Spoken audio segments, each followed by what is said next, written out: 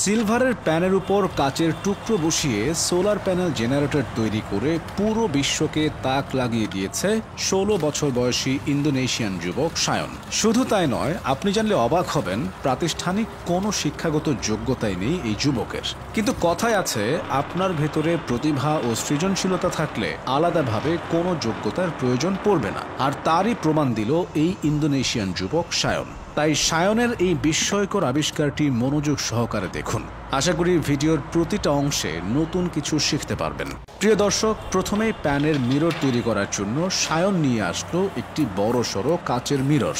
তারপর সেই মিররটি টেবিলে রেখে একটি বড় স্কেলের সাহায্যে নির্দিষ্ট মাপে দাগ কেটে সিরিয়াল নাম্বার লিখে নিলেন। এবার একটি গ্লাস কাটার ডিভাইসের সাহায্য নিয়ে একে একে সেই মিররটিকে খণ্ডিত করে কেটে নিলেন। তারপর সেই অংশগুলোকে আবার ছোট ছোট টুকরো টুকরো অংশে আলাদা করে কেটে নেওয়া হলো। এ পর্যায়ে প্যানের উপর কেটে রাখা কাচের টুকরোগুলো বসিয়ে দেওয়ার পালা। তার জন্য প্রথমেই সেই সিলভারের প্যানের ভেতরের অংশে কাচের টুকরোগুলোকে গাম জেল দিয়ে বসিয়ে দিলেন এবং প্যানের বাহিরের কাচের টুকরোর অংশগুলো সমান বরাবর কেটে দিল। ইতিমধ্যেই তৈরি করা হয়ে গেল সায়নের প্যানের তৈরি মিরর। লক্ষ্য করুন, এবার যখন সায়ন প্যানটিকে সূর্যের আলোতে রাখলো, তারপরই প্যানটি এতটাই তাপ শক্তি উৎপন্ন করছে যে এর উপর একটি কাগজ ধরা মাত্রই কয়েক সেকেন্ডে তাতে আগুন ধরে গেল।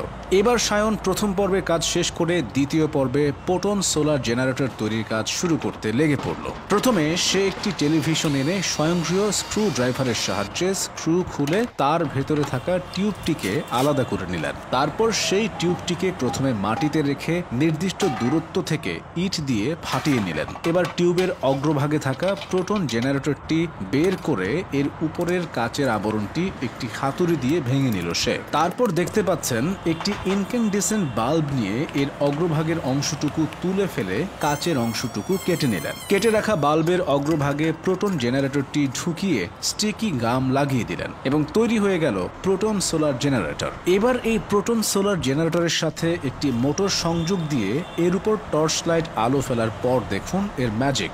সোলার প্যানেল জেনারেটরটি টর্চ লাইটের আলো বিদ্যুৎ শক্তিতে রূপান্তর করে মোটরটিতে বিদ্যুৎ সরবরাহ করছে, যার কারণে মোটরটি স্বয়ংক্রিয়ভাবে ঘুরছে।